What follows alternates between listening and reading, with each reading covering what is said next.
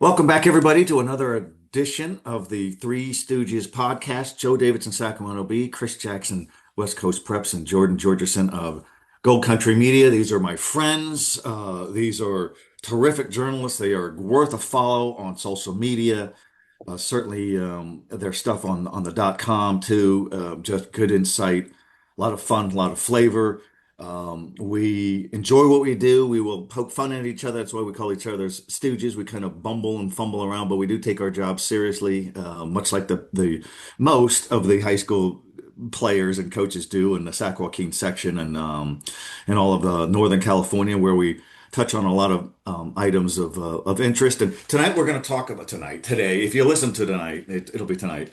Whatever happened to the rivalry games? Are those still there? Why has it changed? Its realignment has moved teams around. Jordan saw a rivalry game the other day. They're still there.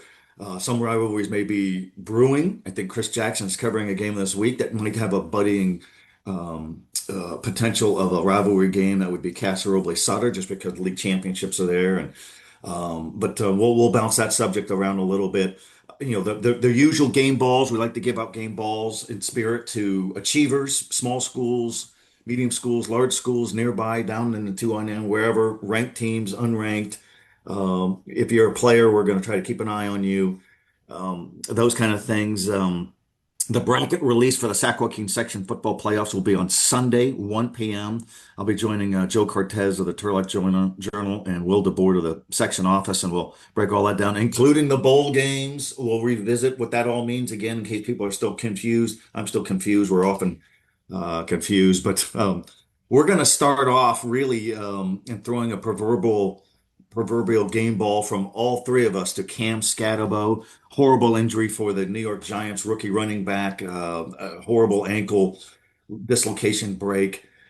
He posted a great social media post this morning saying he's appreciative of everything and everybody. And basically the theme, don't underlook me, I will be back. I think that's totally right up that alley.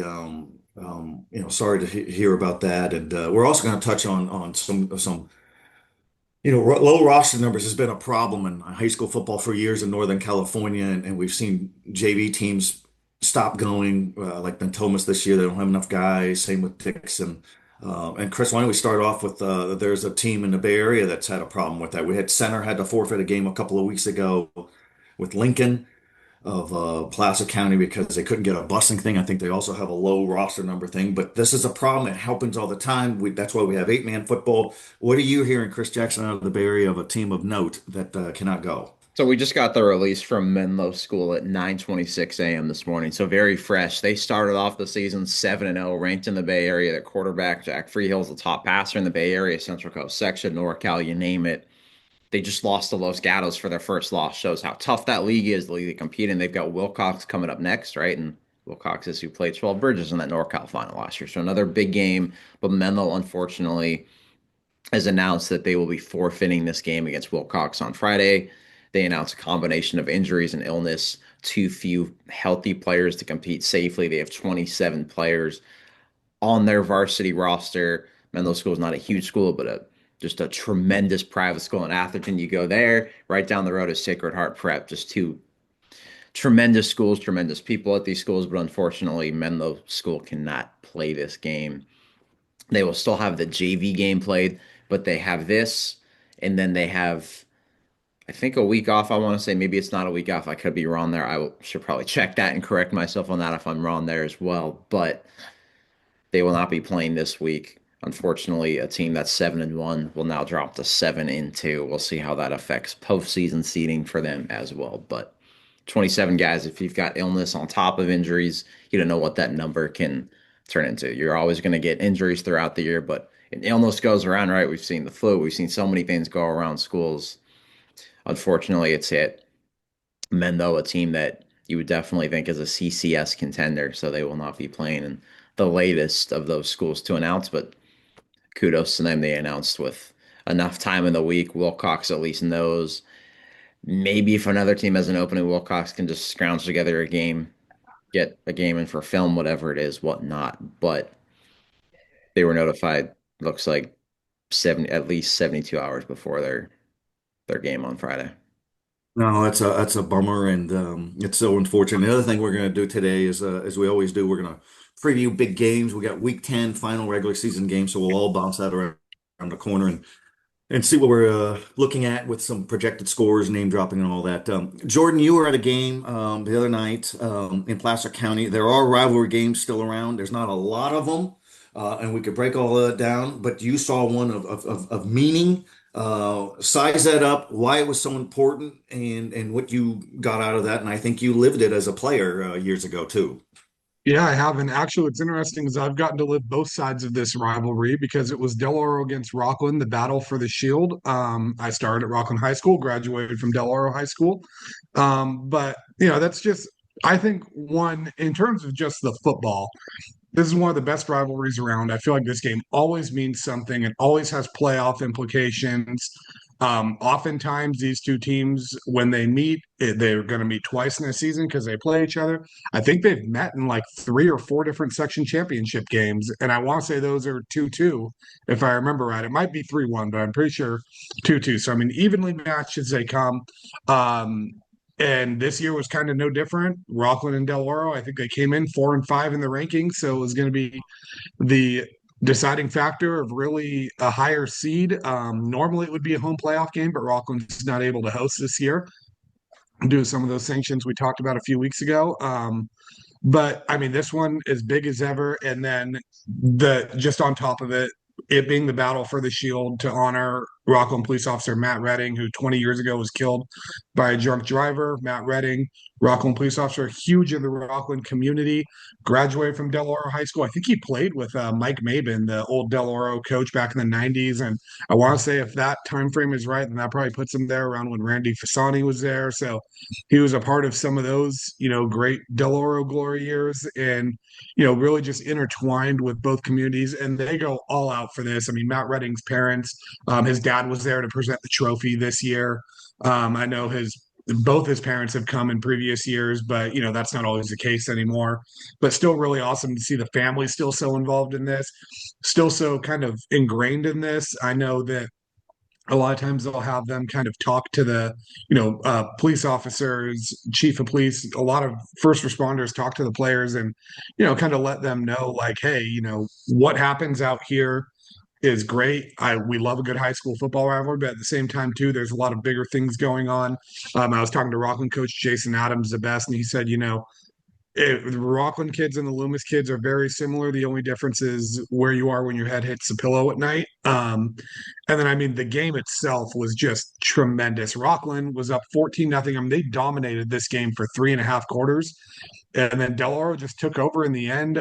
Brock Sherman with 2 long touchdown runs, and we will get to the specifics of that. But Del Oro ends up hanging on for a 15-14 win. And I mean, it was everything you want in the rivalry game. Del Oro gets the shield back. What I love about it is Josh Perry, when he gets the shield, first thing he does, rather than fire up his team, he goes and gives Rockland a little pep talk, motivational talk. I know him and Adams are good friends.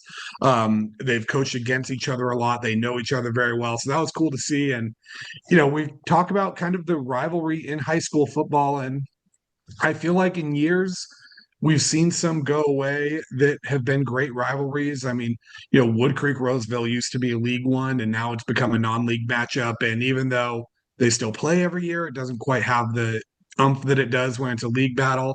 Placer Lincoln was one where they've continued it in basketball and a few other sports, but we don't really see it that much in football anymore. And I mean, if we really want to go Placer County, when Placer, Colfax, and Bear River were all in the PVL, that was, I mean, those teams were duking it out every year. I think there were years where they were all going for section state championships in some of these years. Um, I mean, we've talked about some other great ones. We talked about the River Bowl last week. And I mean, that's just up in this area. When you get into the city schools, you get some great rivalries down there. The Holy War between, or Holy Bowl between Christian Brothers and Jesuit. And I think, too, we get some that come back in a way because Placer Del Oro is one that's been revived. Lincoln Wheatland is one that is now revived. We see some budding ones, like we talked about, the Placer Roble Sutter thing. And then also I think we get some coaching rivalries that sometimes we forget about. I mean, Joey Montoya versus Chris Bean has been one that's been awesome for years and years. I mean, I'm blanking on a few of them, but Casey Taylor versus a number of names in this area. Jason Adams, you could say, Doherty. I mean, a lot of these coaches too, Catolico.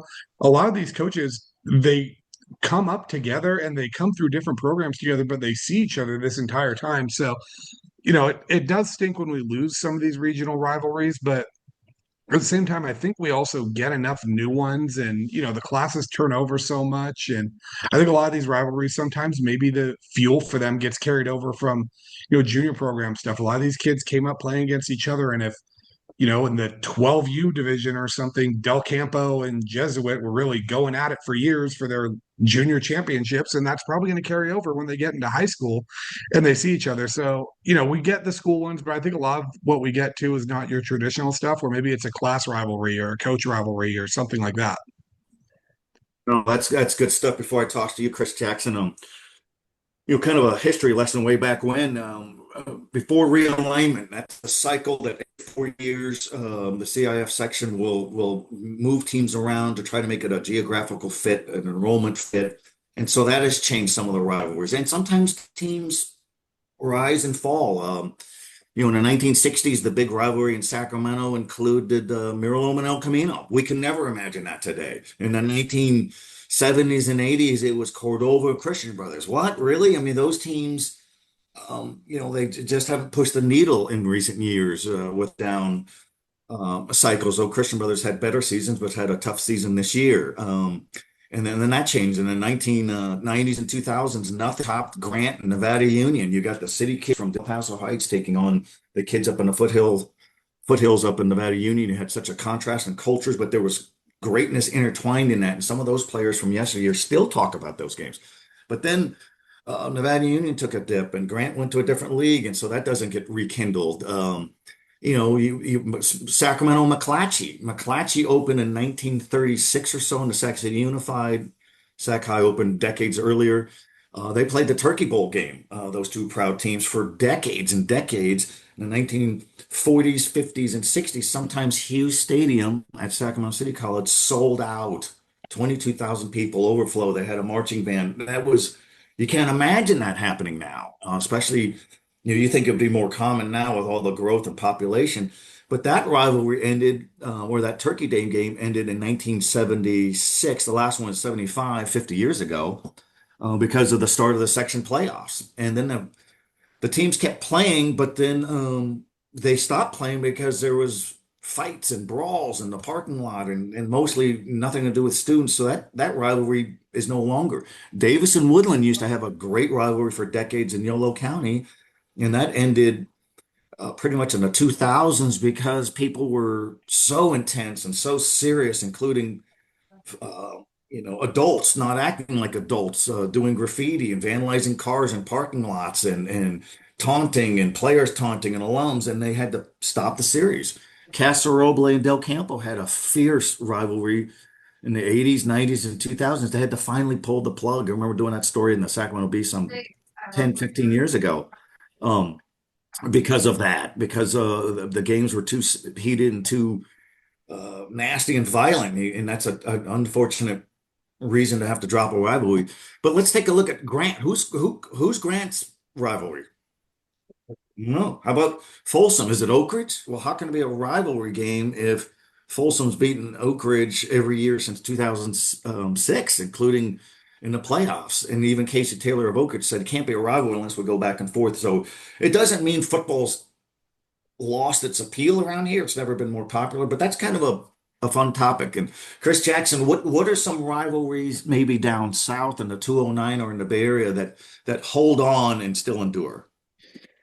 Well, let's look at it. Realignment changes things. That's just the way it goes. We've seen it in high school, college. College realignments affected rivalries. We've seen some of these rivalries come back together, right? Kansas, Missouri, a fierce one for years, for decades. They still talk about how they were screwed back in the day because of one call or something on the clock or a ball spot. There was the backyard brawl was gone for a while. They've restored that, even though there's that conference realignment. Texas A&M, they were not in the same conference for quite some time. They're back together, but it's like life. Things evolve, things change. relationships change, you get new friends, you lose some friends, your career changes, your job changes. The rivalries are pretty much just indicative of that evolution of like these things are going to change. I've seen some of these still hang on. There's still the infamous Turkey Bowl game in San Francisco every Thanksgiving where Lincoln plays Balboa, still a big rivalry. They play that at Kezar every Thanksgiving, which is awesome. You've seen crosstown rivalries like Foothill and Amador Valley are under the same East Bay Athletic League umbrella, but one's in the Mountain Division, Amador Valley is, and Foothill's in the Valley. Instead of them playing that first Friday in November to end the regular season, they play late September.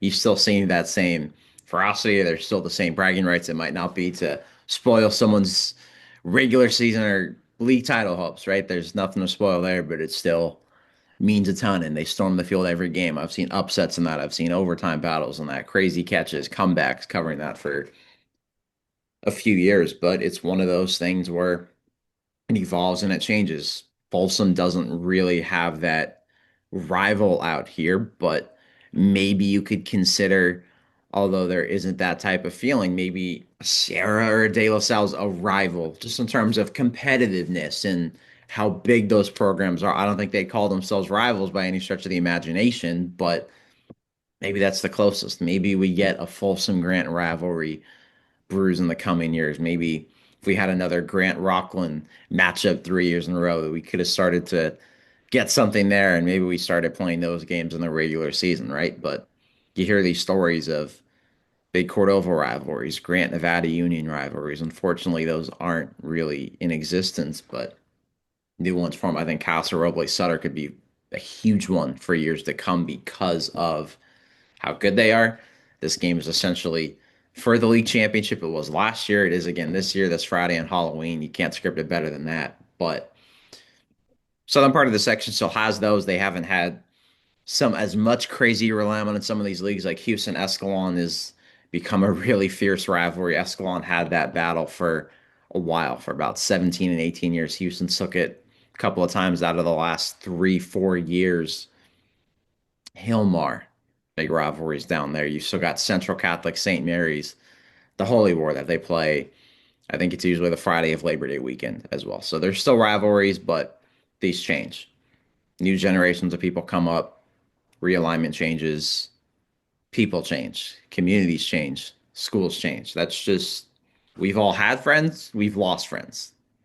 We've all had different jobs, we got new jobs, right? That's just the evolution of life. And I think rivalries are, they're the same thing. And we're seeing that in college football. See, like I mentioned, the backyard brawl. We've talked about Texas A&M. I don't know, there's a lot of rivalries that have been lost for 10, 15 years because of, right, there was that 2011, 2012 crazy realignment stuff that happened. We've had that comeback around the last couple of years that it maybe restored some of these. Now, I can never say that. I don't think any of us are ever going to say that USC Rutgers is a budding Big Ten rivalry, right? I don't think probably half the people of those schools don't even know they're in the same conference, honestly, because it quite frankly doesn't make much sense if you look at it. But you're going to get some of these new ones, like USC Notre Dame has been a rivalry for years and years. They just played, and what do we see? The Matt Leinart freaking push into the end zone from 20 years ago. I swear, anytime I looked up at the gym on the television there, every day that week, even if I was in there at a different time, I saw the Matt Leinart push into the end zone, right? Then I'd come home, have CV on in the background, and see that. So the rivalries are always going to be a thing. We might not have the traditional ones from 50 years ago, 80 years ago, whatever it is, but new traditions form, right? We get new family traditions, we get new football traditions. That's just, it's a circle of life. It is. And another great rivalry is this weekend too. This week, Amador and Argonaut, 107th edition of that game. They play for regional pride, small school pride, 107 years. How about that? And they get a big bell. Even the youth programs get involved, and so the rivalries are in the small schools, and no, it's really interesting. All right, another thing we wanted to talk about today, as we're bouncing around all kinds of things, is who is a leading player of the year candidate in our minds with one game left in the regular season. This is all subject to change because I think we're all kind of in agreement that the playoffs really help decide some of these close matchups. of who might be a player of the year, meaning the most important games or the playoff games, the section finals and beyond. Jordan, why don't you drop a guy and who you like and your argument for somebody? I mean, my first guy I've got to drop is Isaiah Enne of Granite Bay. He has just done everything and more. 4-year varsity player, and he somehow still manages to get better each and every year. I mean, just an incredible player. If you look at his stats just from this year alone, one, I mean, we got to give him some credit where it's due from this year. I mean, he's one of two passing with 31 yards. So I mean, an efficient 31 yards of completion. So we'll give him that right there. But where he does his damage is in the running game. 164 carries, over 1,200 yards already, 20 touchdowns on the season. He's broken the 100-yard marker 6 different times. Also has a receiving touchdown. He had that against Pittsburgh. Just an incredible player. And then as great as he is on offense, he has been just a force on defense as well for the Grizzlies. 49 tackles so far this year. He's got a couple interceptions. He had one against Del Oro that was really kind of the difference in that game because it kept DO from scoring points right before the half, and they won that game by one. And they also had one against Vista. If you watch this kid play, he just takes games over. He wears you down. Feels like every tackle becomes a rugby scrum because he's just taken 6, 7 guys with him. And I think the most impressive part when you watch him play too is I always say he's the hardest kid to photograph because when he's taking, these kids down and these runs, I mean, one, he's averaging 5, 6 yards a carry and half of them are coming after contact. But the pictures you get of him, it's actually just 7 or 8 white jerseys piled on. You're like, NA's in there somewhere. And, eventually he'll break free and give you a couple good shots. But a great player, a fun kid to watch, a nice kid too. I think Sacramento State got a steal with him. So I would say he is my front runner right now for the player of the year in this area. What about you, Chris Jackson? You have a front runner? Let me go first. Let me get a defensive guy in here. Troy Bowens of Sutter. We're going to see him Friday, the 6'4", 6'5", 250-pound edge rusher in 9 games. 24 tackles for loss. He's got 4 of them in 2 separate games. He's also playing some tight end this year. He's forced 3 fumbles, defended 4 passes, recovered a fumble as well. The reason why he's got over 10 Division I offers is in the top 300 prospect in America in his class, right? Small guys, small schools, I should say, have guys too. And Troy Bowens is that perfect example. And he can play the biggest of schools and I'd say have similar production. That's just how good this kid is. He's a game wrecker and he should definitely be someone in consideration. And he's only a junior too. So we have another year of getting to watch this kid. Thank goodness, because I don't want these years of covering him at the high school level to have to end anytime soon. Oh, that's good stuff. I'm going to go 2 guys who may not be a surprise at all. With the Sacramento Bee, we'll do a player of the year overall. We'll do an offensive player of the year, defensive player of the year, and we'll also have players of the year for large school, medium school, small. But an overall player of the year is a guy who's won it before, Ryder Lyons. I think we've all heard of him, Folsom.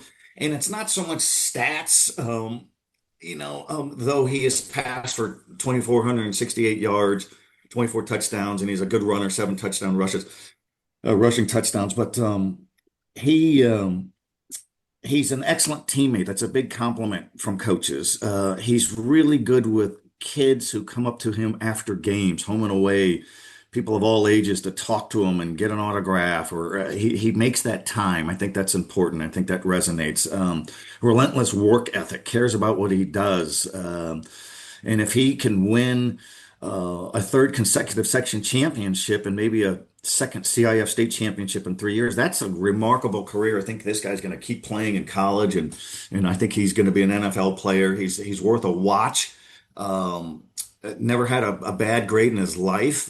He just does a lot of good things the right way, and he deals with a lot of serious social media heat and criticism. He gets heckled at games, handles it really well. So that's impressive. Aiden Lopez is another guy of note. Of Casa Roble, their superb senior quarterback, works hard, got skills, is a leader. He was one of the team leaders and captains when the Casa Roble Rams played the Dixon Rams after that emotional week for Dixon a couple of weeks ago when a junior varsity player took his life by suicide.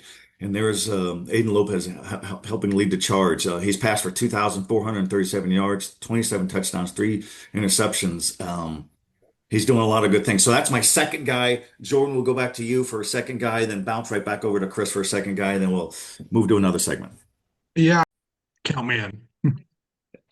All right. I mean, my second guy's got to be Connor Frontiera of 12 Bridges High School. Now, picking a 12 Bridges guy is kind of tough because they have so many different playmakers, and it feels like they always have two or three running backs going for 100+ yards, a couple receivers going for it. But I mean, if you look at their stats, Frontier has kind of been the steady all year long and kind of similar to Ryder Lyons too, Joe. I think a lot of it is beyond the stats. I mean, if you look at him, he's got 20 over 2,100 passing yards this year. According to the Max Preps rankings, that's 316th nationally, 60th in California, 6th in the section, and leading Division 4. So I mean, he's certainly looking the part. I think he's got 20 touchdowns against 3 interceptions this year. Looks the part too, 6'5", 200. I mean, great frame, good arm. But I think the big thing with him is just the leadership he brings to that 12 Bridges team. There's been a lot of turnover with this program. I mean, they graduate. Chris Bean relies heavily on their seniors. So you're looking at in a program like this, almost an entirely new group of starters. And I think everyone expected the team in 2023 to be very, very good. I think a lot of us expected 2024 to be good. I don't think we expected, the run to the D2 state championship game, but we expected that team to compete for a section title. But this was kind of the first year in a while that there were maybe some question marks around 12 Bridges of, hey, what's it going to be this year? You've lost two great senior classes now. Like, surely you can't keep this going.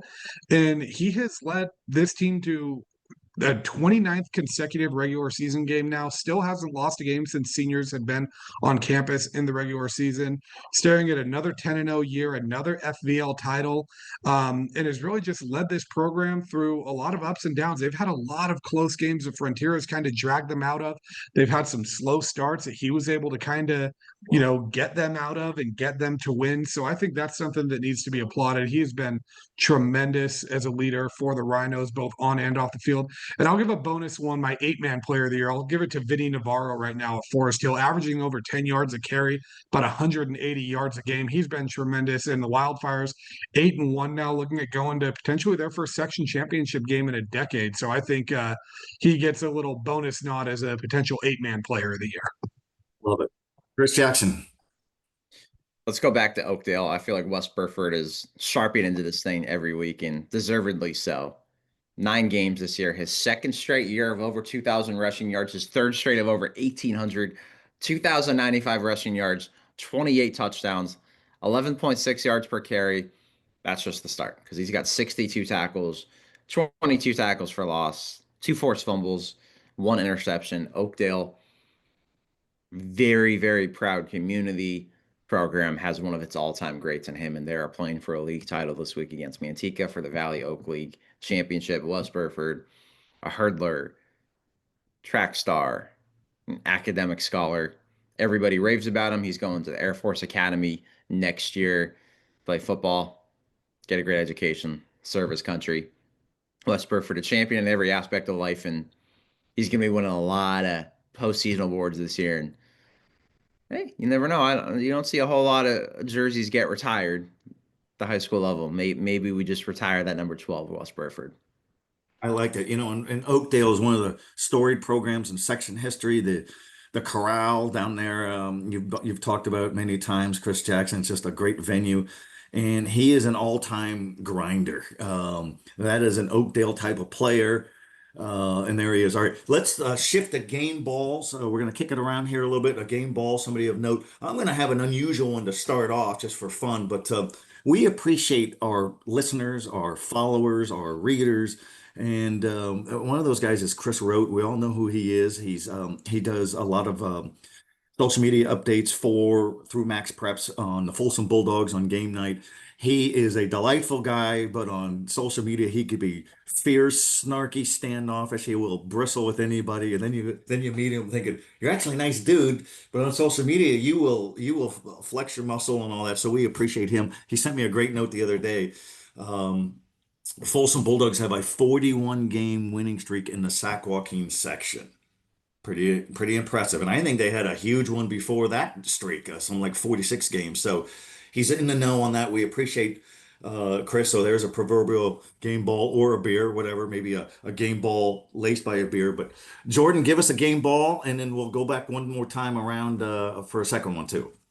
Yeah, my first game ball, I'm going to have to give it to Brock Sherman of Del Oro. He was out for the last 2 weeks before coming into this game against Rockland, sidelined with an injury. And then he comes in, doesn't even get his first touch until there's 4:55 left in the third quarter, and his team is down 14-0. Ends up first two or three touches, I think, don't go great. Then all of a sudden breaks free for a 52-yard touchdown run early in the fourth quarter. Hey, gives Del Oro some signs of life. What does he do the next possession? He comes out 34-yard touchdown run after setting it up himself with a few more big runs. Finishes this game with 7 carries, 103 yards, and 2 touchdowns as Dio wins this game 15-14. Talking to him after the game too, just a great kid. I mean, really another typical Del Oro running back, puts his nose down, doesn't care what his coaches are asking of him. He finds a way to get it done. I mean, he's a guy that I think if Josh Perry could, he would give him the ball 50 times a game if he wanted to, because he's just that type of runner. He doesn't really look, the part that we've seen of some of these DO running backs, but man, this kid runs hard. He is just an absolute bulldog down there. And, I asked him too, like, if what kind of happened to where he wasn't playing in this first half of this game. And he just kind of said, that's how the game plan worked out, type of thing. They leaned on Brandon Alfonso early in it and turned Sherman loose at the end. And he kind of said, when I saw the team struggling and the offense struggling, I mean, Dio only ran 2 plays in the first quarter. He just kind of was like, I just trusted the process, trusted my line, and, knew that he would have his time and take his moment on it. And just an incredible, incredible one. Then I want to give a special shout out to Ashton Greenhaw, too. He had the game winning interception right after dropping a pass on a huge drive earlier in that game. So cool little redemption story for him. But Brock Sherman, you get the first game ball. Excellent. Chris Jackson.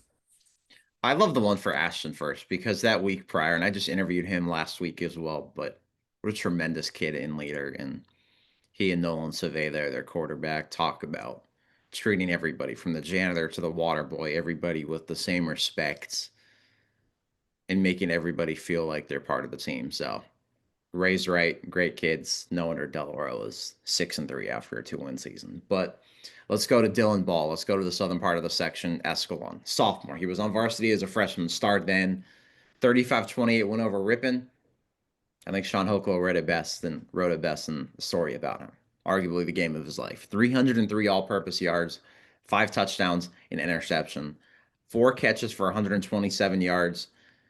3 of those catches went for touchdowns. Another rushing touchdown. He took back a punt for a score and had the interception that I mentioned. So Escalon, of course, has another great player rising up the ranks and one of the most storied programs in Northern California football. Looks like they're set for the foreseeable future with someone like Dylan Ball. That's outstanding. Good. All right. I have a game ball for an entire team, the Esparto Spartans of Yolo County. We talked about them earlier in this program when they had to forfeit a couple of games because they were down to 12, 13, 14 players. Ron Christian, the coach, said, we're going to get people back. We're going to get them healthy. We're going to get them eligible. And they've stayed the course. They've hung in there. And then the other night, their first victory of the season, 48-38 for the Spartans over Elite of Vallejo. Kudos to the coach, kudos to the staff, kudos to those kids who stuck by it and hung in there. Football's hard work. It's demanding, it's physical, and it's intense, and it can be all the more amplified when you're in a community school like Esparto, when the name of your school is the name of the town. And so they made it to the finish line. They have one more game left, the Spartans, and they were measuring victories by first downs and touchdowns and then completing games. And now they could measure their success by winning games. So a whole bucket of game balls, a whole truckload to the Esparto Spartans of Yolo County, no longer winless and winners already, but now a winner on the field. Jordan, you got another one for us. Yeah, my next one's going to be possibly one of my favorite names to say in the Sac Joaquin section, William Santa Maria of Placer High School, and their 33-30 win over Nevada Union. He had 17 tackles, 2 tackles for loss. But I mean, talk about patrolling the field from sideline to sideline as a middle linebacker. And this wasn't an easy NU team to take out, too, because Ryder Akuma had a tremendous game for the Miners. He had 209 rushing yards. He's not a small guy to take down too, so there were some big collisions between those two. And then McCallum, the quarterback, as well. He had over 100 yards. And if you look at the guys who was taking count, Ekoma, 6'3", 190, and McCallum 6'3", 225. He's bigger than the running back is. And Santa Maria, not the biggest kid out there on the field, but did what he needed to do. 17 tackles, 2 for loss, and a crazy game as well because Placer was up in that game. I think at one point it was 19-0 early. And it was 26-6, 33-14. And then NU just kind of started taking over in that fourth quarter and making this a close game, forcing Placer's defense to hold tall. But 5'11", 185 taking on those guys. I got to give Santa Maria my tip of the cap. And you are my second game ball. So congrats to William Santa Maria. Danny, Chris, another one. Go to the unbeaten Liberty Ranch Hawks of Galt. 9-0, led by just the great Warren Schroeder, as we all know, a head coach, classy guy. He's built that thing up. He's built up youth football to be in alignment with varsity football, and it shows. 56-28 win at Rosemont, secures a league title. 3 guys over 130 rushing yards as a team, ran for 503 yards and 7 touchdowns. One of them, Joe Lara, 178 yards and 3 touchdowns. Andrew Quinn, 164 yards and a touchdown. Wyatt Correa, 137 yards and a touchdown. All are juniors. So is their quarterback. You might think, hey, Wayne T quarterback, what does he do? He does a lot. Throws a touchdown pass, completes both of his passes, runs for a couple of scores, broke up 3 passes in the win too. He is also a kick returner on this team, an unbelievable leader. Not enough things that Schroeder teammates can say about Ryan Ogus. And they're doing this with a roster of 30 guys, and they're dealing with injuries. Daniel Swearingen, star lineman, out for the year. Plays both ways. They keep finding ways. They're 9-0, and I'm looking forward to this Division 6 race that's got Sonora, who's unbeaten, Liberty Ranch, who's unbeaten, and Woodland Christian, who's got just 1 loss this year. And that 1 loss was to a back-to-back state champion of St. Vincent de Paul, who was actually in the NCS Open Division 1 discussion for a while until this past weekend. So Liberty Ranch, excited to see you all again soon, but my goodness, they show that old school football, that wing tee offense, misdirections, the nuances of blocking with the linemen. It's just a beautiful thing to see. Yeah, and the wing tee was such a big deal in the 80s with Miraloma, 70s and 80s with Miraloma, and the Nevada Union had it going in the 1980s. Everybody was doing the wing tee, and now only a handful of teams are doing it, including Liberty Ranch and the Placer Hillman still do it. And coaches are loyal to what they do. That's what they do. And De La Salle has run the Veer since 1979, first under Coach Bob Lattiser, and now under Justin Allenbow. That's what they do. TJ Ewing runs the Veer, and so does, or he runs. Well, yeah, I think it's the Veer, and so does under TJ Ewing, and same with Marlon Blanton at Jesuit.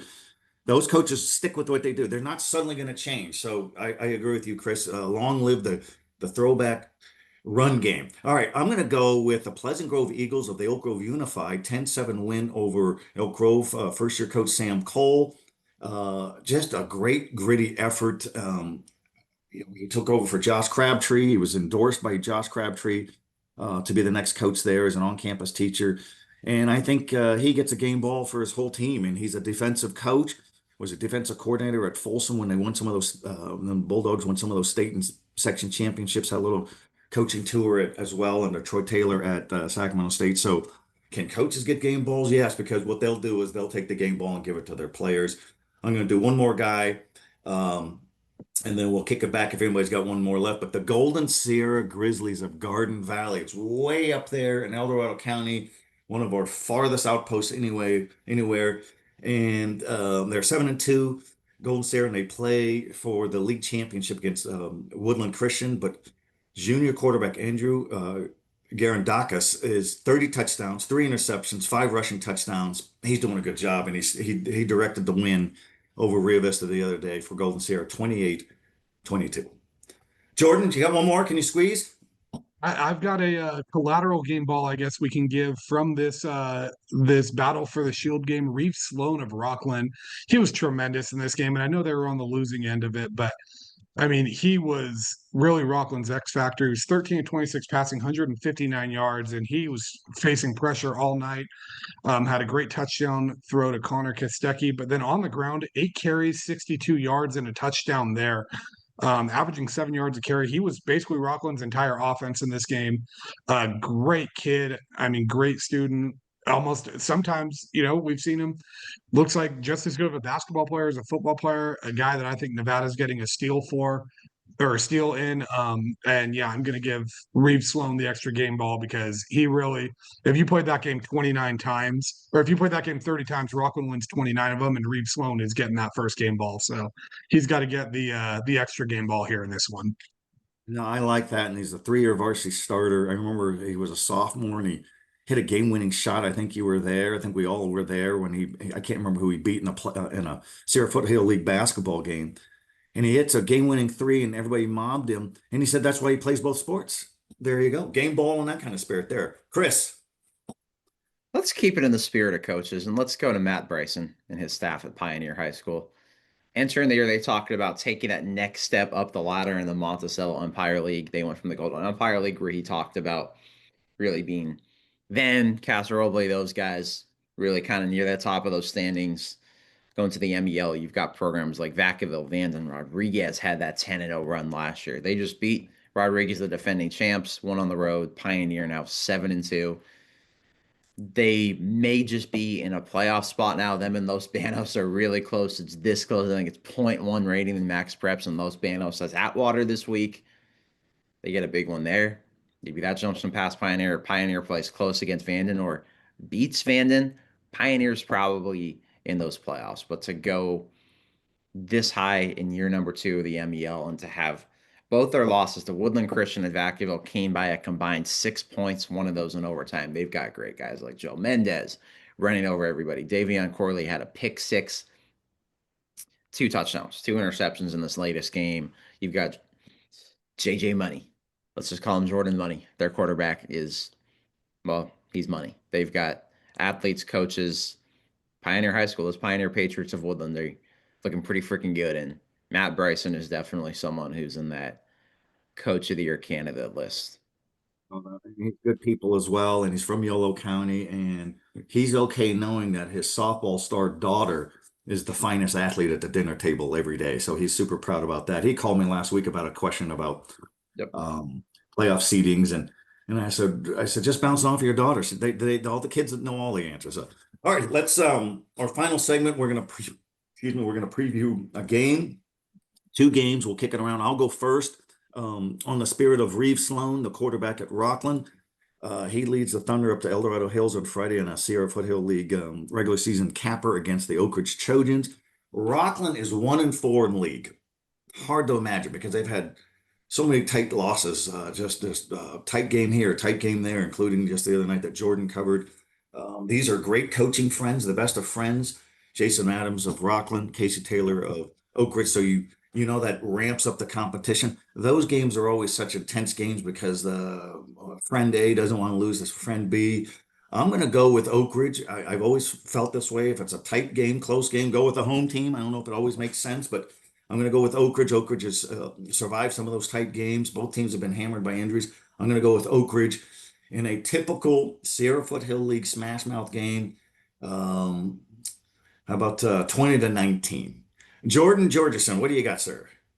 I'm going to go with one of these Thursday night games. Actually, both my games this week are going to be Thursdays, but the first one, I'm going to do Placer and Roseville. This one is a big one because it's not only for second place in the FEL, but realistically, with Roseville being number 2 in the Division 4 rankings and Placer being, I think, number 5, this is probably going to be for a home playoff game. And the loser, I mean, if Roseville loses, they probably could still get that 4 spot, but I mean, if Placer loses, there's no chance of getting a home game. Whereas if they win, they could probably catapult up to 3 potentially. I think this is going to be a great game. It always is when these two play. Both schools have over 100 years of football history between them. Both have produced NFL talent. Roseville right now really trending up. I'm really impressed with what I've seen from them, and their defense has been outstanding. There's only been 2 games where they've given up over 21 points this year, and that was against 12 Bridges and I believe against Wood Creek in this one. And those are their 2 losses. Placer, their offense is moving, and they're banged up. They don't have Sean Jones right now. They haven't had Chase Berdardi, the freshman quarterback. I know both those guys, from what I hear, are week to week. So who knows if they're going to be healthy for this one. But I mean, either way, that wing tee's tough to stop. I think Placer's going to be able to make some plays, but Roseville's just too strong on defense and that quick strike ability. I'm going to say Roseville 34, Placer 27. Good stuff. Great job on teams, storied teams, so old, and NFL players, and they still have great staying power. It's still a big deal. I was at a game at Roseville a few weeks ago, and what an atmosphere! And even the principal will do push-ups on a big board that they pass around to the student section. How cool is that when you have a principal doing that? But Chris Jackson, give us a showdown. We'll go to Sutter Casa Roble for the Golden Empire League title. Sutter High School. My goodness, what an atmosphere that is. Joe, I think when you were there a couple of years ago, you and Matt Bissett took the photo with the horse, right? You've got Sutter student riding that horse around during the national anthem. I mean, that thing is flying, right? I'd love to see that in the Kentucky Derby, because you know what? I will not pick against the Sutter Husky there. I might just be picking against the Sutter Huskies in this one, though. Sutter, undefeated. They've got a great D-line. There's not a whole lot of D-lines anywhere, especially at the D5 level. You've got a 6'4", 250 guy on one side, 6'4", 250 guy on the other. A great defense. Andrew Barker has moved from Oregon this year. He's one of 3 guys with over 13 tackles for loss. That's Troy Bowens, who I mentioned, Gavin Lavoie, their quarterback, Braden Scritchfield, super smart, dual threat. Rarely makes mistakes. Losi Asiata, a great football family, 1,000-yard rusher. How do they kind of control the line of scrimmage? But then Casa Roble, all the athletes on the outside, they know how to pick you apart because of guys like Aiden Lopez, the speed they've got. Jalen Barcenas is super quick running back. Tariq Lofton, who moved in from Folsom High School, a basketball star, college basketball commit there. Jared Alexander goes up and gets it. Felix Rodriguez.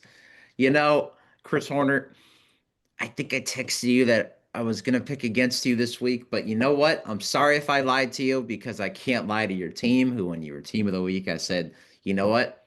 I burned you all that Placer game. I'm not going to pick against you all again. Give me Casa Roble, I don't know, by 3 points in this one. I could see this one going either way. Sutter, I'm sorry. You people have been the greatest people, but I don't want to be a liar. And you know what? I could see Casa Roble getting, what would this be, an 8th straight win, because they started 1-1, right? Beat Placer, beat Pondo. I think they get an 8th straight win. But you know what? This will be a matchup we see at Hughes Stadium in a month. So whoever wins this one might not win that championship game. There you go. Good stuff. And such good coaches and good programs. All right, the Granite Bay at Folsom for the Sierra Foothill League Championship. If Granite Bay wins, it will force a 2-way tie. They will share the championship. Regardless of who wins, Folsom will be the #1 seed in the Division I playoff, seeking a section championship 5-peat there. And then Granite Bay win at Folsom would certainly lead argument to being as high as a #2 seed behind Manteca if Manteca wins this week. This is we were talking about Chris Rote, who keeps us updated with great social media updates on Folsom football. 41-game winning streak in the Sac Joaquin section for Folsom. Last loss was 2021 to Joe Catalico, the coach of Granite Bay, at the end of that regular season, though Folsom responded to win its first of 4 section championships. So we talk about Granite Bay. That's Isaiah Ennie, the great running back, hard to photograph. He's got bodies all over him. You got the big shock of hair. You got Darnell Turner, who's a 2-way star player. You got Dominic Catalico, who's a steady quarterback, son of the coach. So you got all those factors. Superbly coached. They don't miss blocks. They don't miss tackles. Then in Folsom, great defense, great defensive line, playmakers on offense, defense. Ryder Lyons, the All-American quarterback. Rob Larson, a rising fast star receiver, just makes all the plays. Jamison Powell might be one of the most electrifying players all of Northern California. I think it's going to be a tighter game than maybe some people anticipate. I'm going to go 35-30 Folsom Bulldogs win their 11th year Foothill League championship since being placed in the highest best league in the Sac Joaquin section before the 2014 season. Jordan, give us one more as we kick it around one more time. I'm going to keep it back with the old schools, couple 100-year-old schools again, Lincoln and Marysville. I was actually hoping that this game was originally going to be on Friday, and it was going to be the game I was going to on Friday, but they moved it to Thursday. But this one's going to be interesting too because Lincoln's already won a share of the PVL title, their first league title since 2021, and second under head coach Alan Berg. Marysville, though, has just been this frisky team all year where, yeah, they're 4-5 and 2-3 in league play. But one, if you paid attention to the Pioneer Valley League scores, I mean, this league has been a dogfight. Lincoln beat Bear River by 1. This was the same Bear River team that needed a stand to beat Marysville. If Colfax went and beat Bear River and then got the doors blown off of them by Lincoln last week, Marysville has been frisky. Oakmont's been frisky. So I don't think this is going to be a walk in the park by any means for Lincoln. They could get kind of caught in that, hey, we've won the league title, the share of the league title, maybe get caught looking ahead. And even though this game's at Marysville, the last 2 times I went against Lincoln, they won those games 33-0 and 49-14. So I have learned my lesson picking against Lincoln. But Lincoln fans, if you want to use it as motivation, just reverse the scores and say I picked Marysville on this one. But I'm going to go Lincoln 31, Marysville 14. Fantastic. And it's funny how anytime we miss games and we're not right, we could always blame it on the teams. Well, I wasn't blocking and tackling or missing blocks and tackles, or we need more film work. But that's the fun nature of football. You don't know what's going to happen, whether it's an NFL game, a college game, and certainly a high school game. And that's what makes it all fun. All right, Chris Jackson, one more. The VOL championship, Oakdale, Manteca at the Corral. You love great running backs. You love great line play. This is your game. I've mentioned West Burford and Oakdale. Well, Manteca, of course, has another great running back, right? We all remember Blake Nicholson, now at Florida State.